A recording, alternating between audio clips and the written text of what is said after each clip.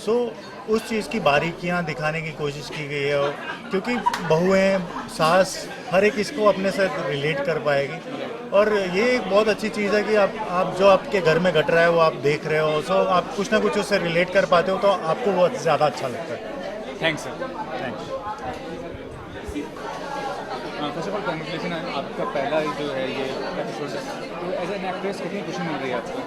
बहुत ज़्यादा मैं मतलब हद से ज़्यादा खुश हूँ, बिकॉज ये नेगेटिव शेड जो मैंने किया है एकदम वैम्पिश, वो मेरे लिए मेरे अभी तक के करियर में फर्स्ट टाइम है। सो I am very happy.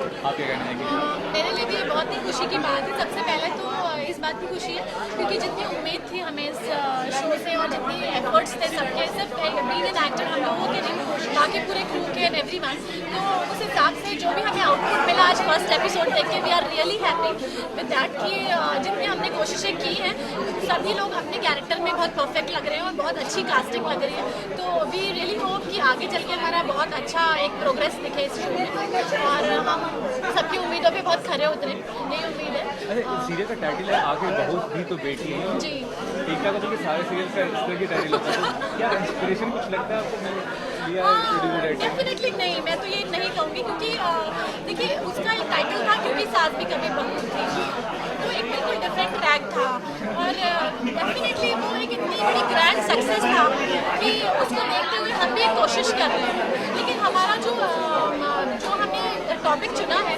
That is quite different कि बहू भी तो बेटी ही है, क्योंकि बहू को बेटी समझना हमारे समाज में बहुत ही बड़ा इशू है। लोग इस तरीके की थिंकिंग अभी तक नहीं रख पाए हैं जहाँ तक कि इंडिया में, तो अभी ये कोशिश है, और डेफिनेटली बहुत उम्मीदें हैं इस शो से कि शायद हम कुछ लोगों की सोच चेंज कर पाए इसके लिए। और एक और बात कि आखिर बहू भी तो बेटी ही होती है, इसमें कि बहू भी बेटी होती, बेटी आई मीन बेटी के लिए हमेशा एक सॉफ्ट कॉर्नर रहता है माँ के लिए, जो कि सास में कभी नहीं आ सकता है। हाँ। तो कहने का मतलब ये है कि इस टाइटल से ये समझ आता है कि कुछ जो आने वाली सास बनने वाली है वो शायद बहू को बेटी मानने लगे, तो हम लोग उसी ट्रैक पे हैं कि बहू भी बेटी होती है। लेकिन मतलब आपको क्या लगता है सोसाइटी में, मतलब बहू जो होती है वो भी तो बेटे की वाइफ होती है, तो वो भी तो फैमिली की पार्ट होती है, एग्जैक्टली उसको वैल्यू इंपॉर्टेंस क्यों नहीं दी जाती है बेटी की? अगर नहीं आजकल तो दी जाती है, वो वाला जमाना चला गया कि जब नहीं दी जाती है। कंपैरिजन अगर करें, एक बेटी को जितनी अहमियत दी जाती है उस कंपैरिजन में नहीं दी जाती है, वो कह रहा हूँ मैं, दी हाँ जाती है। देखिए फर्क जो है अभी भी समाज में कहीं ना कहीं है, और हम यही कोशिश कर रहे हैं इस शो के थ्रू कि जिन लोगों के अंदर ये फीलिंग बची है शायद उसको भी हम धो पाएँ, कि कुछ लोग ये चीज़ को भूल पाएँ कि हाँ मतलब, क्योंकि बेटी भी जो है उसके लिए भी बहुत बड़ी बात है कि वो अपना पेरेंट्स का घर छोड़ के सब कुछ छोड़ के एक नए आदमी के साथ अपनी पूरी ज़िंदगी बिताने के लिए आती है, तो एक बहुत बड़ी बात है।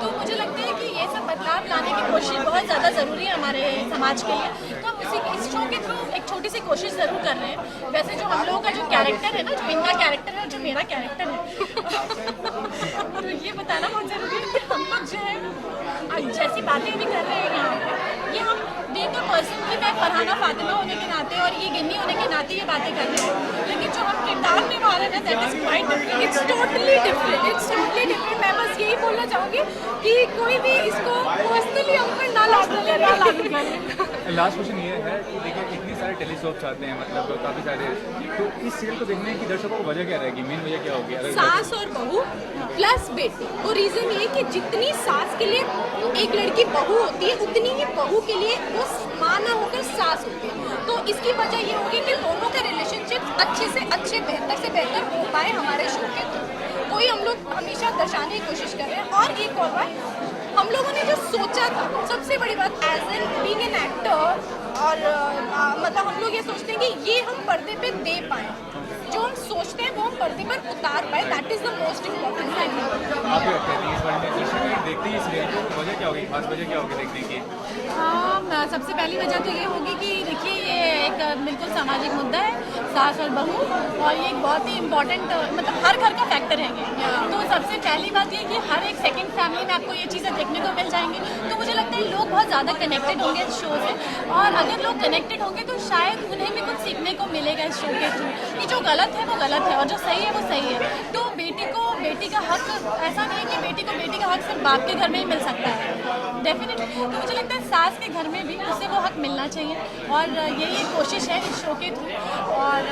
और भी रियली होप कि अच्छा हो। या और एक और बात, इसमें कहीं भी सास को कमांडेड तो दिखाया गया है, बट वो गलत का साथ ना तो बेटी का दे दिया और ना ही और ना ही बहुओं का दे दिया। तो मतलब वो हमेशा सही का साथ दे, चाहे वो उसकी बहू हो, चाहे वो उसकी बेटी हो, चाहे वो उसका हस्बैंड हो, चाहे वो उसके बेटे हो। So that is the flavour of the show. हाँ थैंक्स अ लॉट।